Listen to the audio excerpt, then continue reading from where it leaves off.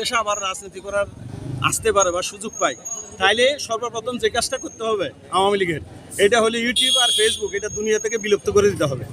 কারণ আওয়ামী লীগের 17 বছরে যা করছে এগুলো ইউটিউব এবং ফেসবুকে লিপিবদ্ধ আছে। এখন সারা দেশে একযুগে যদি সোশ্যাল মিডিয়ায় যদি আওয়ামী লীগের অপকর্ম প্রচারিত হয়, তাইলে দেখবেন যে অবস্থা কি হবে। গ্রামে গঞ্জে যারা এখনো মহল্লায় আওয়ামী লীগের সাধারণ কর্মী সমর্থক, যারা এখনো মানে শান্তিতে বসবাস করতেছে, এই যে জটিকা মিছিল, বিভিন্ন ধরনের আওয়ামী লীগের আশা, হুমকি দমকি, এগুলোর কারণে ওরাই বিপদে পড়বে। কারণ এই দেশে আওয়ামী লীগের আশা একেবারে অসম্ভব, এটা কখনো সম্ভব না।